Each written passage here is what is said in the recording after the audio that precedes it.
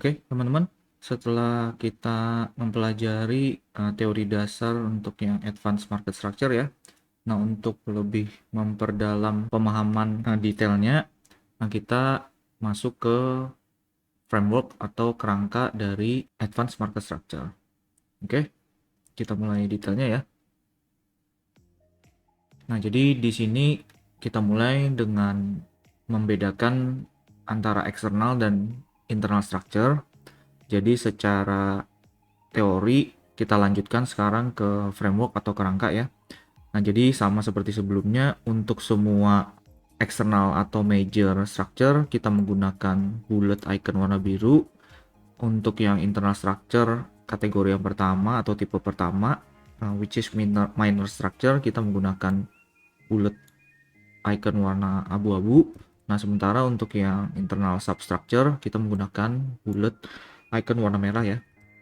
Nah, jadi misalnya harga bergerak naik membentuk suatu high. Nah, high tersebut belum terkonfirmasi sebagai struktur eksternal atau major high ya, sampai ketika kita bisa melihat adanya pergerakan pullback atau koreksi yang memenuhi aturan standar minimum kita dengan 4 counter trend pullback. Nah, ketika 4 counter trend pullback move terlihat, nah maka identifikasi eksternal atau major high-nya terkonfirmasi. Nah, kemudian harga masih bergerak koreksi ya, melanjutkan pullback move-nya tadi, bisa membentuk internal low, internal high, internal low. Nah, sampai ketika harga berhasil menembus major atau external high sebelumnya, nah maka titik terendah yang menyebabkan high terbaru atau high yang lebih tinggi dari high sebelumnya, nah maka lowest point tersebut dikonfirmasi sebagai eksternal atau major low terkini. Nah, semua structural point yang berada di dalam eksternal atau major high dan low ini dikategorikan sebagai internal structure, yang jika structural point itu hanya merupakan bagian dari corrective move atau pergerakan koreksi dari struktur yang lebih besar, nah secara spesifik kita kategorikan sebagai internal structure tipe yang substructure. Nah, seperti yang teman-teman bisa baca di sini ya. Nah, semua struktur yang merupakan bagian dari pergerakan pullback atau corrective leg dari struktur yang lebih besar dikategorikan sebagai substructure. Nah, kita lanjutkan.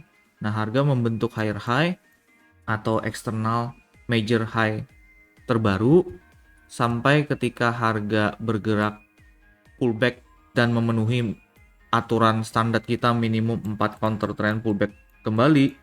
Nah, jika ini terpenuhi, maka eksternal atau major high terkini dikonfirmasi.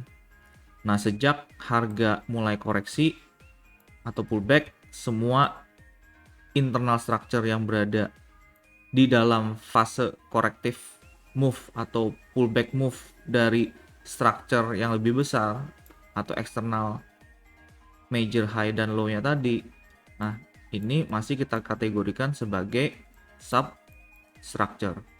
Sampai kapan? Sampai harga berhasil menembus high sebelumnya dan menciptakan high yang lebih tinggi. Nah, maka ketika break of structure dari eksternal atau major high sebelumnya terkonfirmasi di sini, nah kita bisa tarik mundur, identifikasi titik terendah, which is di sini, yang terbentuk sebelum major atau external break of structure terjadi. Nah, maka titik terendah tersebut terkonfirmasi menjadi eksternal atau major low dari pergerakan harga terkini. Nah, sejak harga berhasil break of structure eksternal atau major high sebelumnya, tidak selalu seperti kondisi yang sebelumnya ya. Harga hanya bergerak impulsif satu arah tanpa koreksi sedikit pun. Nah, bisa saja suatu ketika harga menembus eksternal atau major structure sebelumnya, selama perjalanan harga tersebut sampai kita bisa melihat adanya pergerakan korektif atau pullback dengan minimum 4 counter trend candle terlihat, nah bisa saja harga terlihat pullback singkat atau membentuk pergerakan korektif yang kecil dan tidak memenuhi aturan minimum 4 counter trend candle pullback kita. Nah, makanya untuk kondisi struktur pullback minor seperti ini, inilah yang kita kategorikan sebagai minor structure. Yang jika itu ditembus, kita bisa pergunakan labeling sebagai pengganti break of structure ya, karena break of structure ini untuk break eksternal atau major structure-nya. Nah, kita bisa menggunakan MB atau emboss. Nah, kenapa ini kita kategorikan sebagai minor structure? Nah, karena tidak terlalu signifikan jika kita akui sebagai struktur eksternal atau major yang terbaru. Nah, seperti yang teman-teman bisa baca di sini, anotasinya, ketika terbentuk external structure baru yang umumnya terjadi di dalam impulsive flag ya, semua pergerakan korektif kecil bisa small range atau konsolidasi kecil, pause, terhenti sejenak, atau inside bar yang tidak memenuhi pedoman minimum 4 counter trend candle pullback dikategorikan sebagai minor structure. Nah, jadi mungkin sedikit penjelasan tentang inside bar ya. Nah, jadi yang kita sebut inside bar, jadi misalnya harga sebelumnya dia bergerak impulsif membentuk satu atau beberapa bullish candle stick ya. Nah, ketika harga mulai terlihat pullback, ingat yang namanya kita pergerakan pullback itu terlihat dari adanya candle berikutnya yang tidak berhasil menembus high candle sebelumnya dalam kondisi bullish market structure ya. Nah, jika bearish market structure berarti kebalikannya. Nah, yang kita sebut inside bar adalah jika kita melihat ada candlestick selanjutnya yang range high dan low-nya itu berada di dalam range high dan low candle sebelumnya. Nah, candle yang di sini yang kita kategorikan sebagai inside bar. Nah, umumnya ini hanya terdiri dari satu candlestick ya. Cuman di beberapa kondisi bisa saja inside bar-nya terbentuk lebih dari satu. Nah, jadi secara range high dan low-nya ini masih terlihat berada di dalam range high low candle sebelumnya. Nah, sampai ketika inside bar tersebut range high dan low-nya ditembus, nah di sanalah kita kategorikan sebagai salah satu minor structure break. Selama komposisi pergerakan pullback-nya tidak memenuhi aturan standar minimum 4 counter trend candlestick yang kita pergunakan untuk identifikasi eksternal atau major structure. Oke, teman-teman. Itu untuk yang inside bar ya.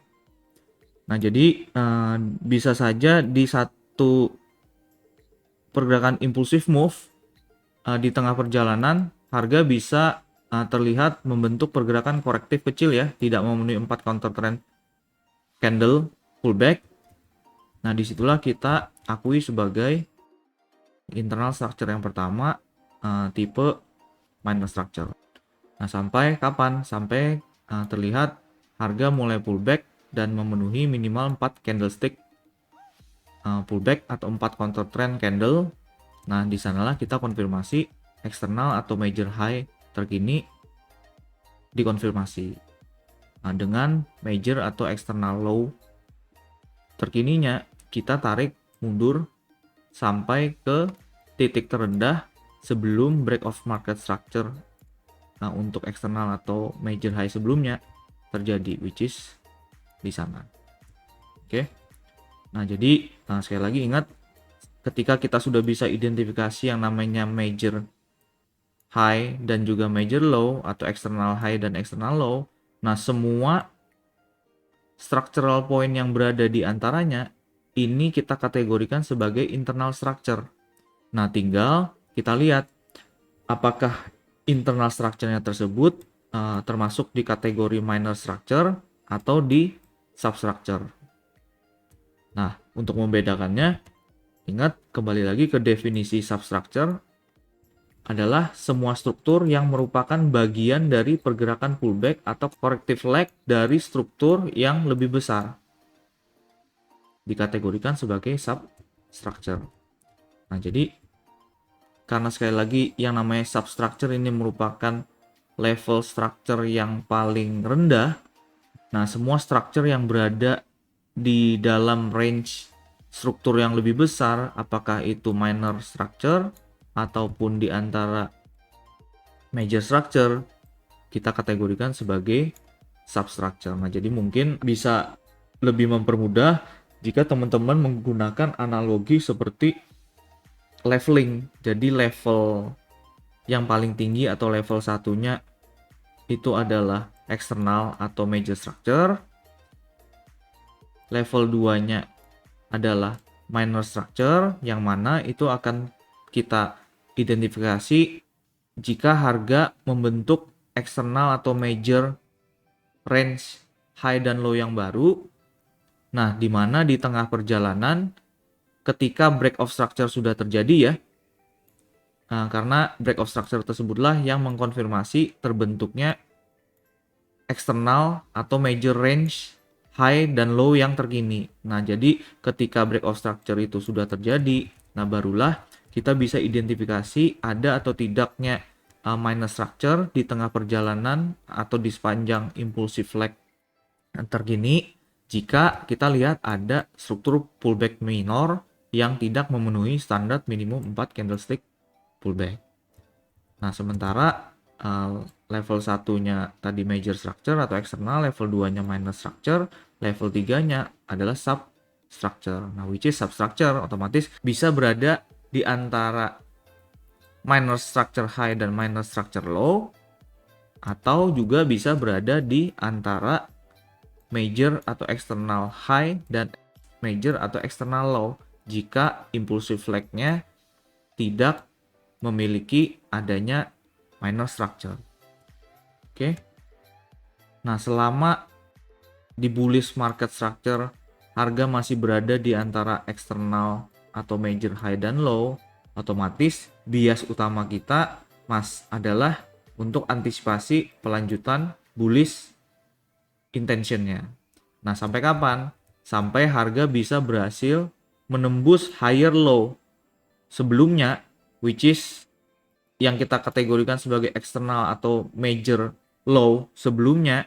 Nah, sampai harga bisa berhasil menembus eksternal atau major low tersebut, nah barulah antisipasi kita berubah. Kenapa? Karena bullish market structure-nya sudah dilanggar atau mulai dipertanyakan. Nah, namun seperti yang sebelumnya sudah dijelaskan, nah bukan berarti di kondisi pasar yang bullish atau di bullish market structure kita melulu hanya menunggu mencari peluang bullish continuation atau mencari peluang buy atau long. Nah, kenapa? Karena bisa saja ada kondisi di mana harga sudah bergerak secara bullish untuk beberapa saat yang mungkin sudah cukup panjang. Nah, sampai harga kembali ke area supply dari higher time frame atau time frame yang lebih besar. Nah, di mana di sana ada kemungkinan harga bisa berbalik arah atau yang kemudian nantinya berlanjut menjadi transisi dari bullish market structure menjadi indikasi bearish. Nah, artinya jika harga kembali ke area-area perhatian di mana selling pressure dimungkinkan masuk kembali, nah kita bisa saja walaupun secara structure memang terlihat masih bullish ya, nah sambil menunggu harga kembali ke area perhatian kita untuk cari bullish continuation, nah kita dimungkinkan untuk bisa mencari peluang counter trend dengan cara memanfaatkan pemahaman kita atas identifikasi internal structure. Nah, secara konsep ketika harga menunjukkan shifting atau transisi dari market structure tipe manapun, nah which is yang terdekat adalah minor structure-nya dulu ya. Jika dibandingkan dengan yang eksternal atau major structure, Nah, ketika minor structure itu ditembus, artinya terlihat transisi dari yang sebelumnya minor structure-nya juga terlihat bullish menjadi indikasi bearish, which is kita konfirmasi dengan terlihatnya minor break of structure dari minor low yang terakhir. Nah, ketika itu ditembus, nah itu bisa menjadi indikasi awal, kemungkinan bullish market structure yang masih berjalan ini mulai memasuki fase korektif. Nah, ketika itu terjadi, kita sudah bisa mulai antisipasi cari peluang counter trend sell atau short sampai mana? Sampai harga kembali ke area-area atau zona-zona perhatian kita untuk mencari peluang bullish continuation atau pro trendnya tadi gitu. Nah, ini ya teman-teman, jadi salah satu fungsi internal structure bisa kita pergunakan untuk mencari peluang counter trend jika shifting atau transisi dari internal structure terlihat. Nah, secara personal untuk mencari peluang counter trend, saya personal akan menunggu minimal harga menunjukkan transisi atau shift di minor structure-nya, bukan di substructure. Nah, kenapa? Karena sekali lagi yang namanya substructure, ingat, ini biasanya hanya merupakan bagian dari pergerakan kompleks pullback atau corrective leg dari struktur yang lebih besar. Nah, jadi misalnya walaupun harga masuk ke area perhatian di time frame yang lebih besar ya, nah kemudian harga dari high membentuk low, kemudian dia mencoba break high tetapi tidak berhasil, nah sampai akhirnya terlihat harga membentuk low yang lebih rendah dari low sebelumnya. Nah, ini bukan berarti harga sudah shifting dari bullish menjadi bearish ya. Nah, kenapa? Karena bisa saja pergerakan substructure bearish tersebut itu hanya merupakan bagian dari pergerakan korektif di struktur yang lebih besar, hanya untuk membawa harga kembali masih ke zona perhatian kita untuk mencari bullish continuation sebelum mungkin harga melanjutkan bullish intensi yang sebelumnya sudah ditunjukkan dari bullish market structure yang sudah ada.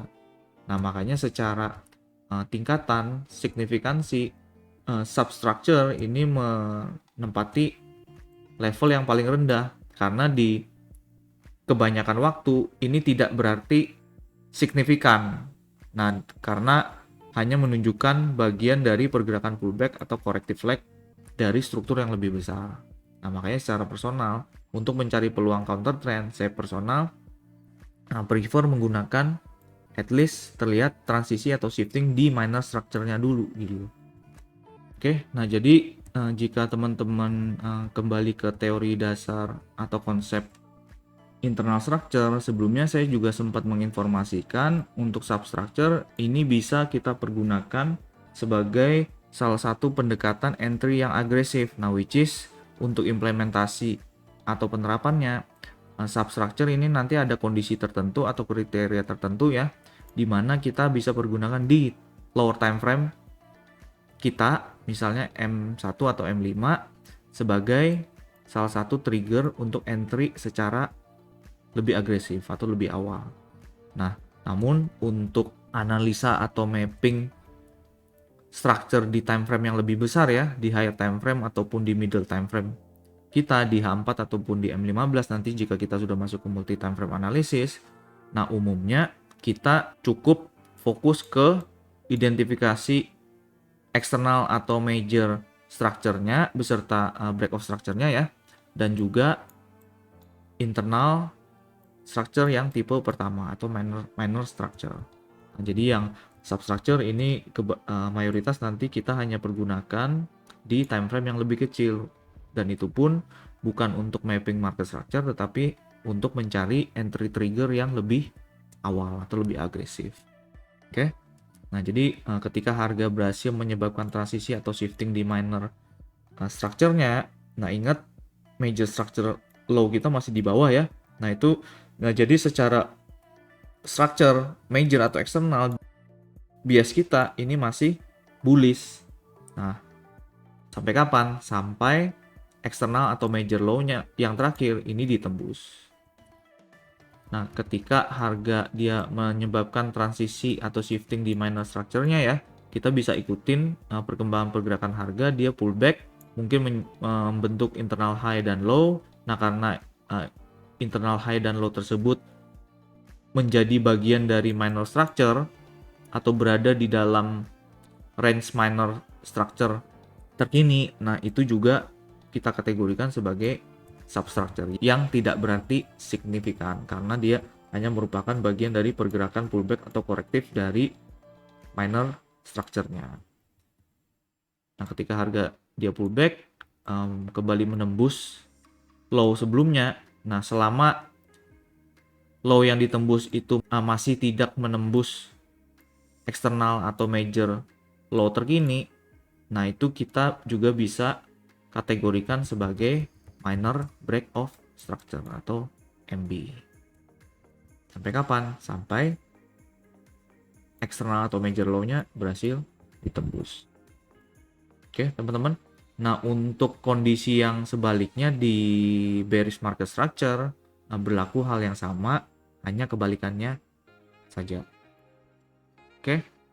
Nah, apabila teman-teman sudah memiliki gambaran yang lebih baik tentang bagaimana caranya membedakan eksternal dan juga internal structure, kemudian bagaimana perbedaan antara minor structure dan juga substructure, nah kita lanjut ke identifikasi shift of market structure ketika kombinasi eksternal dan internal structure ini kita pergunakan.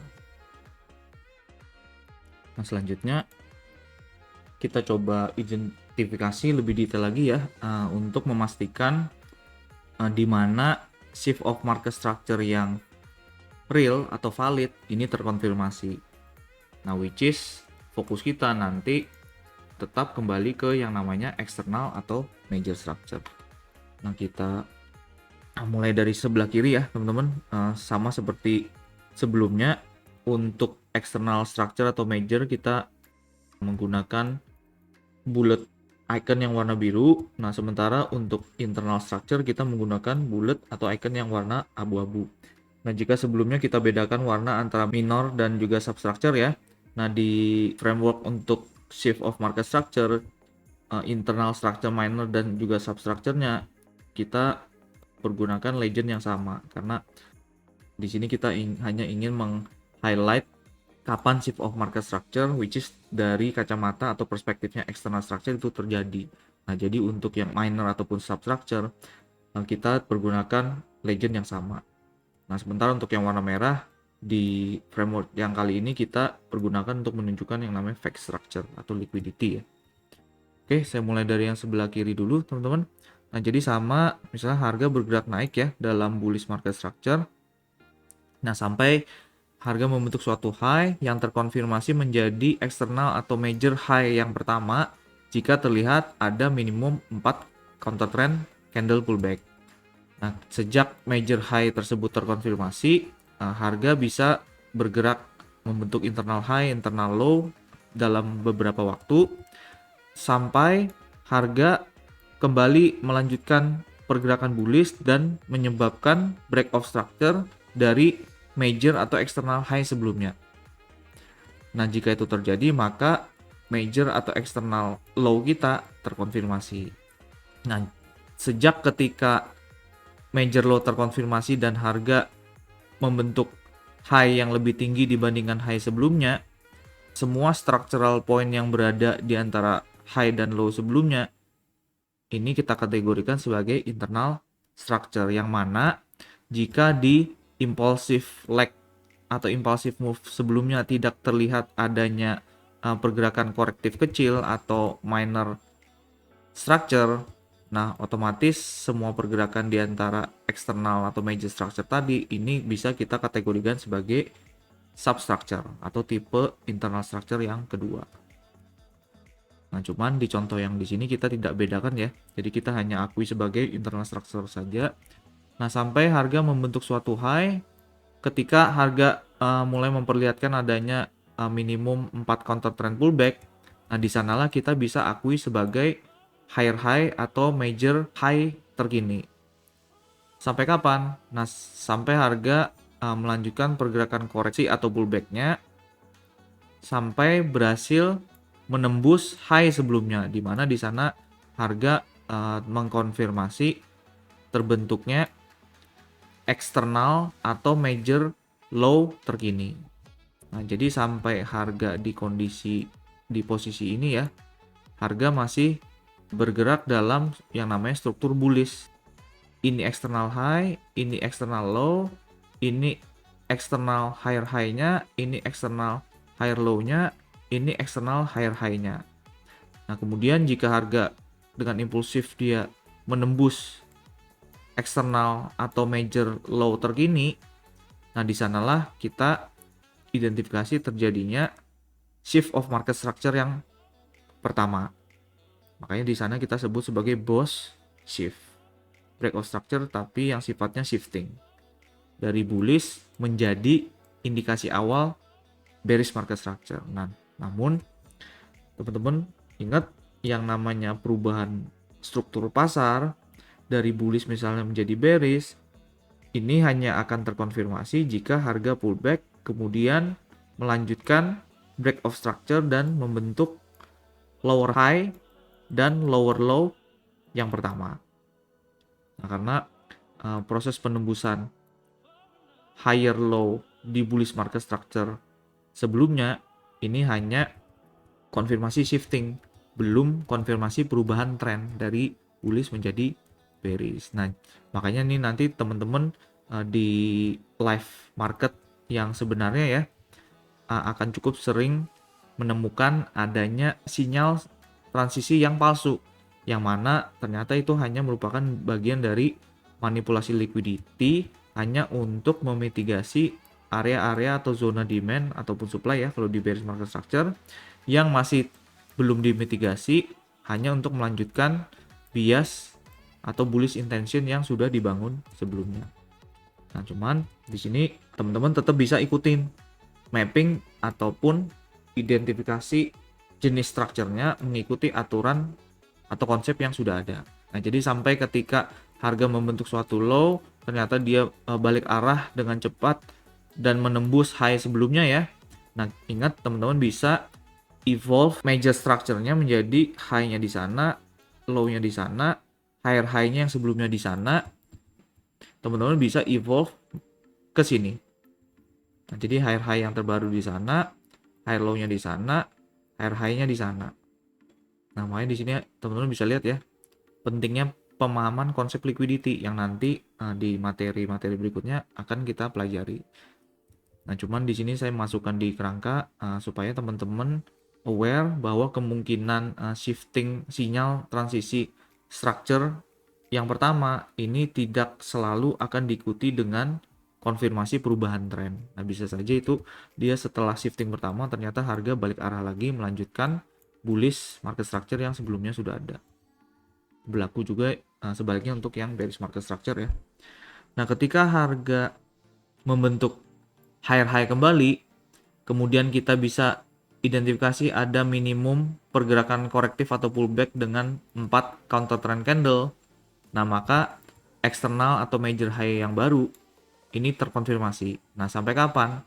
Harga bisa bermain-main, koreksi dulu, melanjutkan pergerakan koreksinya beberapa saat sampai dia berhasil menyebabkan break of structure dari eksternal atau major high sebelumnya, barulah kita konfirmasi titik terendahnya ini menjadi eksternal atau major low terkini atau terbaru. Jika teman-teman ikutin pergerakannya, nah jangan lupa semua structural point yang berada di antara high dan low struktur yang lebih besar, dalam hal ini high dan low-nya major structure, nah itu kita kategorikan sebagai internal structure yang secara spesifik untuk contoh di sini ini kita bisa kategorikan sebagai SB ya atau substructure. Kenapa? Karena di pergerakan impulsif sebelumnya ini tidak terlihat adanya minor structure. Nah, jadi artinya semua structure yang terlihat di corrective move external structure ini kita bisa kategorikan sebagai substructure. Nah, cuman sekali lagi nanti pada penerapan atau implementasinya tidak berarti semua mapping minor structure dan substructure teman-teman harus mapping di chart ya, karena nanti jadinya terlalu padat dan terlalu kompleks chartnya. Nah, karena at the end of the day yang menjadi fokus utama kita untuk identifikasi bias utamanya adalah yang external structure atau major structure-nya. Nah, untuk yang minor structure dan substructure ini nanti hanya kita gambarkan di lokasi-lokasi tertentu. Jadi tidak melulu di semua pergerakan harga kita harus gambarkan adanya internal structure ya. Nah, jadi biasanya kita mulai bisa tambahkan detail yang internal structure jika harga sudah mulai memasuki area-area perhatian dari time frame yang lebih besar. Misalnya di sini ada supply-nya higher time frame. Nah, artinya ketika harga masuk ke supply zone-nya higher time frame, kita sudah mulai mengantisipasi adanya kemungkinan selling pressure masuk. Nah, makanya sejak itu terjadi kita sudah bisa mulai pay attention ke struktur yang lebih detail. Nah, di sana mungkin kita mulai gambarkan, oke, di sana ada minor structure break, artinya di sini ada minor structure low. Nah, jika harga masuk kembali ke higher time frame supply zone yang kemudian menyebabkan harga shifting di minor structure-nya, nah itu bisa menjadi konfirmasi pertama kita bahwa kemungkinan ada intensi harga yang tadinya bullish bisa jadi menjadi indikasi bearish. Tapi sekali lagi masih secara indikasi awal karena ini sifatnya masih internal structure. Oke. Nah, jadi ingat ketika kita melihat harga membentuk major dan external structure high dan low yang baru, nah jika di sepanjang impulsive flag tersebut terlihat ada pergerakan korektif kecil yang sifatnya minor dan tidak memenuhi aturan minimum 4 counter trend candle, nah di sana kita bisa kategorikan sebagai minor structure. Ini minor structure high, ini minor structure low. Di break atau ditembus sampai harga pullback 4 candle yang mengkonfirmasi di sana major atau external high-nya kita, titik terendahnya adalah eksternal atau major low-nya kita. Selama harga masih berada di range external low dan external high yang terkini di dalam bullish market structure, nah artinya antisipasi atau bias kita masih bullish. Sampai kapan? Sampai harga bisa berhasil menembus atau mematahkan higher low sebelumnya atau external major low sebelumnya. Nah, sampai ketika harga bisa berhasil menembus eksternal atau major low sebelumnya, nah di sanalah kita identifikasi terjadinya shift of market structure yang valid. Nah, kenapa? Karena sekali lagi untuk identifikasi bias utama dari market structure, kita akan fokus ke eksternal atau major structure-nya. Nah, selama struktur major atau eksternalnya itu bullish, berarti antisipasi kita adalah bullish continuation. Nah, sampai bullish external structure itu ditembus atau dipatahkan, nah di sanalah antisipasi kita sudah bisa mulai transisi dari sebelumnya bullish menjadi kemungkinan bearish. Nah, jadi ini yang teman-teman perlu ingat ya. Shift of market structure fokusnya di eksternal atau major structure. Nah, jika terlihat ada beragam break of structure, nah jika diantaranya teman-teman melihat adanya break of internal structure, baik itu minor structure ataupun substructure, nah teman-teman ingat itu semua masih bagian dari internal structure dan bias utama kita masih bullish sampai bearish shift di eksternal atau major structure-nya terkonfirmasi. Nah, makanya di sini teman-teman bisa lihat ya, ketika internal structure misalnya minor structure itu ditembus pun ini tidak selalu berlanjut dan menyebabkan terjadinya transisi atau shift di external structure. Kenapa? Karena bisa saja ketika harga bergerak naik dia membentuk internal structure atau minor structure, membentuk major high yang terkonfirmasi dengan minimum 4 counter trend pullback. Nah, harga ini bisa saja hanya merupakan bagian dari kompleks pullback yang lebih besar yang masih di-maintain dengan baik untuk melanjutkan bullish intention dari eksternal atau major structure-nya yang secara formasi ini masih high, low, higher high, high low, higher high, high low, higher high. Nah, walaupun internal structure terlihat shifting, bisa saja ini sewaktu-waktu harga balik arah melanjutkan bullish intention dari eksternal atau major structure-nya yang sejak awal ini masih terlihat formasinya bullish. Nah, sekali lagi sampai kapan? Sampai terlihat atau terjadinya shifting transisi di eksternal atau major structure kita. Oke.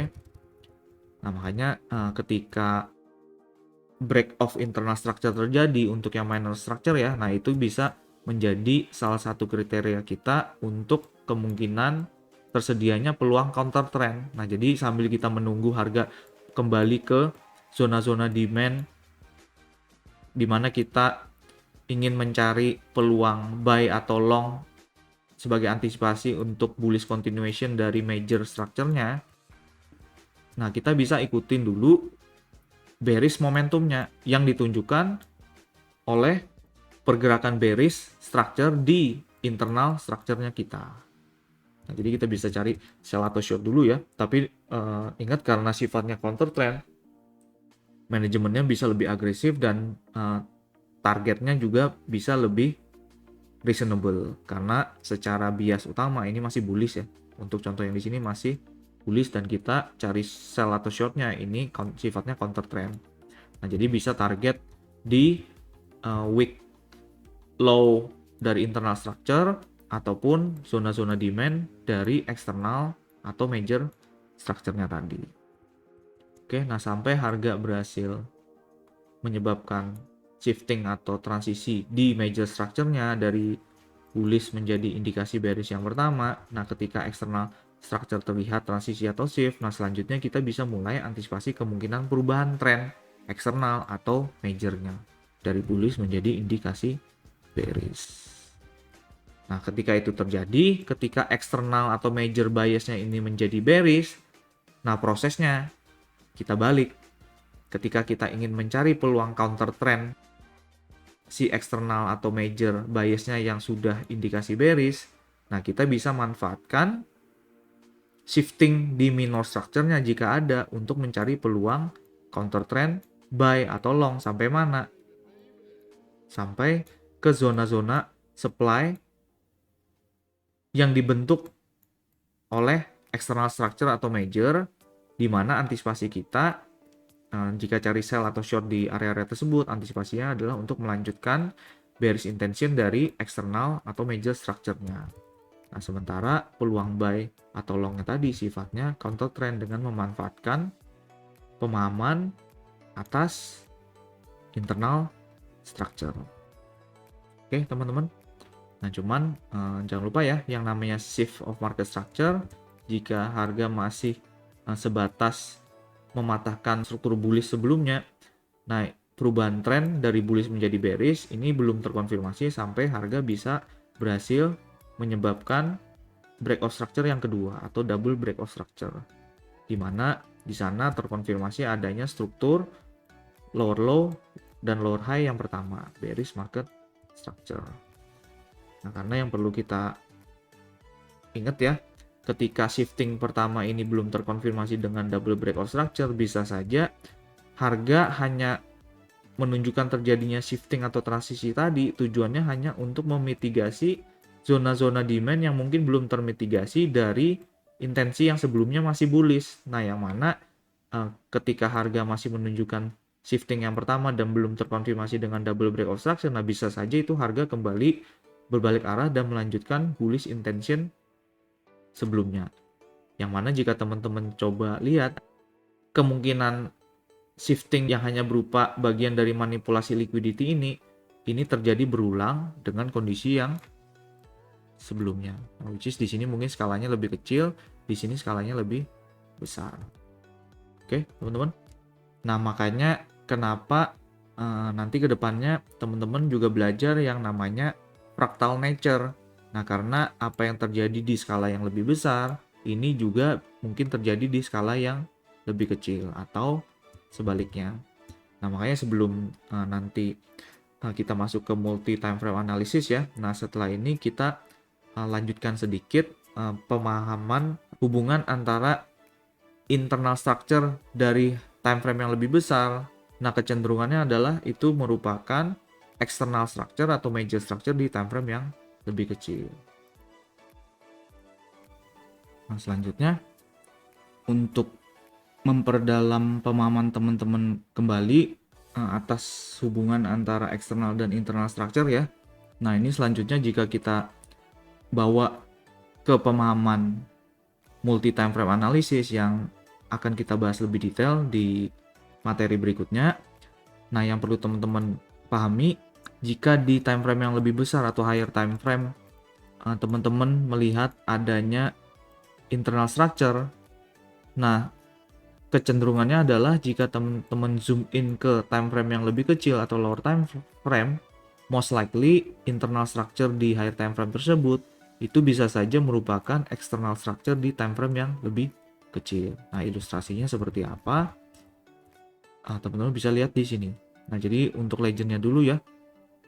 Nah, untuk bullet icon yang warna biru di kerangka atau framework ini kita akan pergunakan sebagai higher time frame structure. Untuk yang bullet icon warna abu-abu kita gunakan sebagai middle time frame structure atau time frame yang tengah ya, atau middle time frame. Nah, sementara untuk yang bullet icon warna merah ini kita gunakan untuk identifikasi lower time frame structure. Nah, kita coba bahas satu persatu ya teman-teman. Nah, jadi misalnya fokus dulu di higher time frame dan kita mulai dari identifikasi major structure dulu ya. Jadi harga misalnya bergerak naik, membentuk suatu high.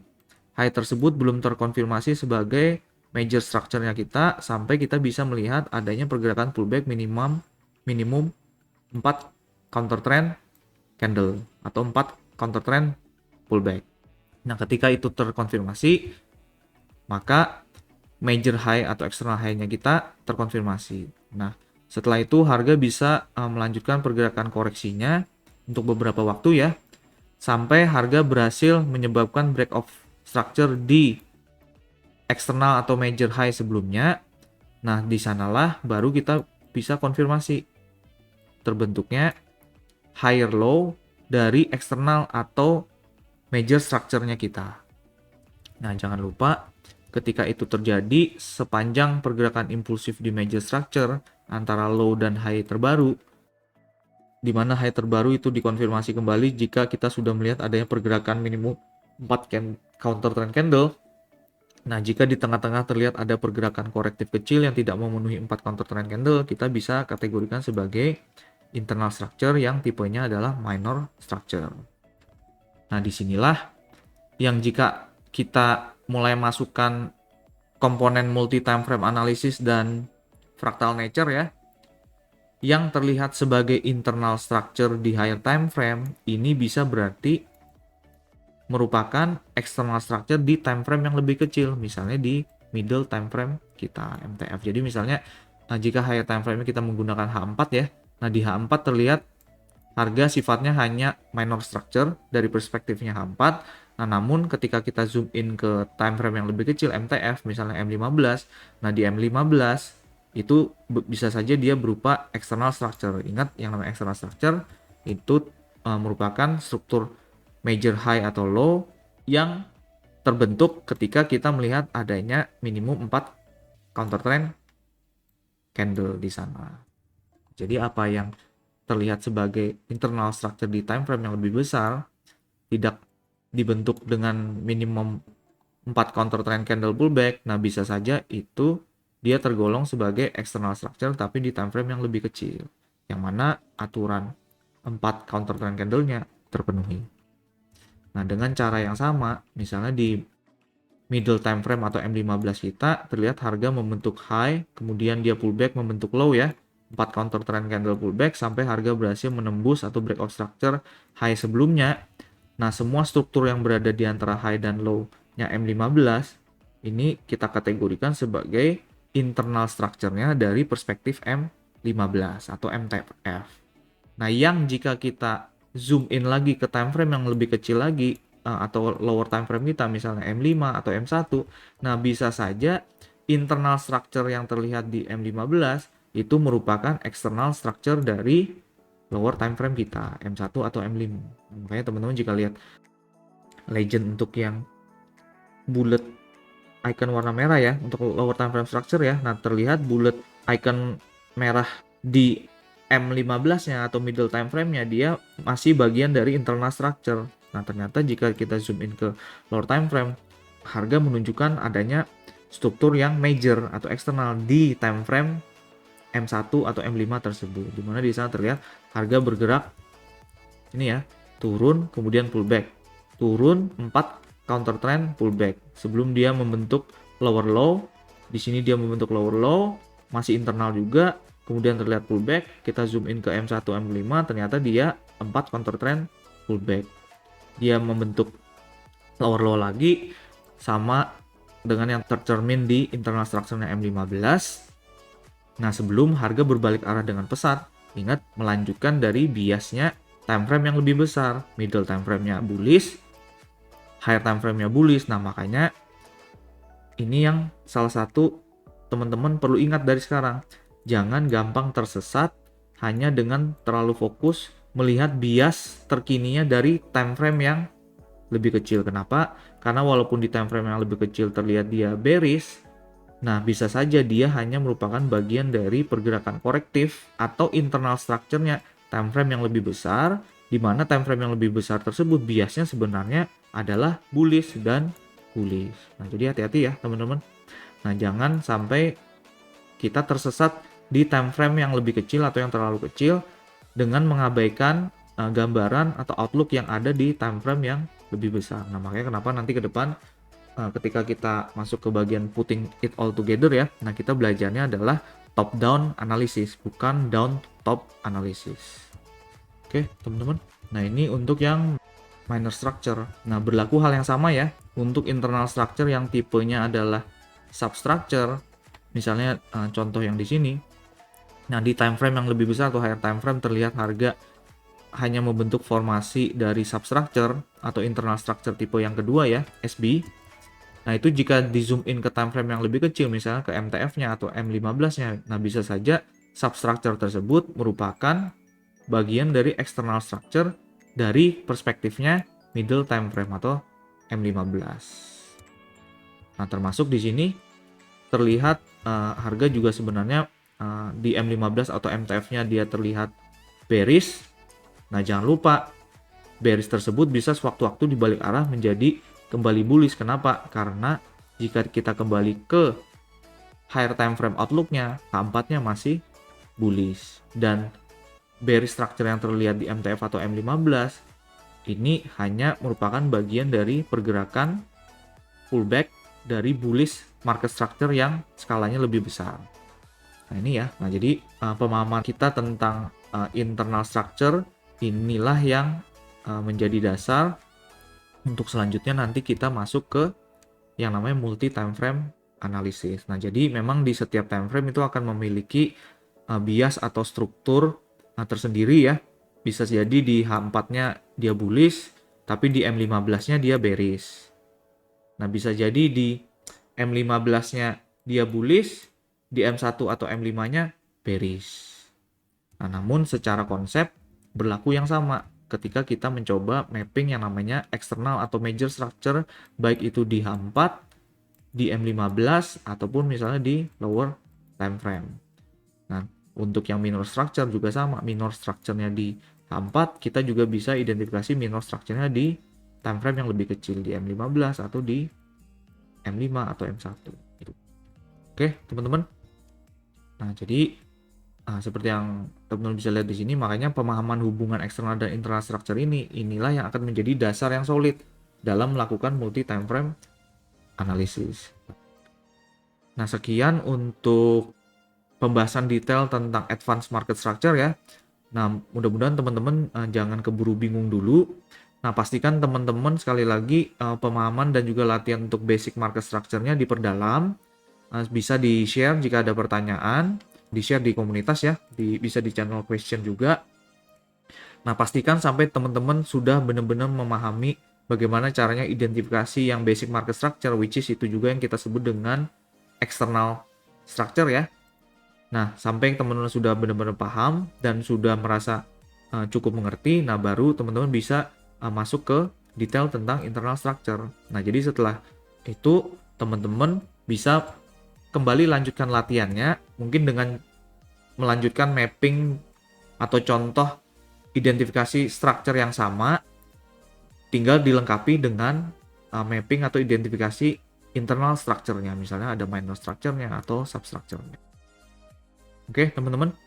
Nah, nanti setelah ini saya juga akan coba lanjutkan walkthrough kita di candlestick chart yang sebelumnya kita pergunakan untuk walkthrough basic market structure ya.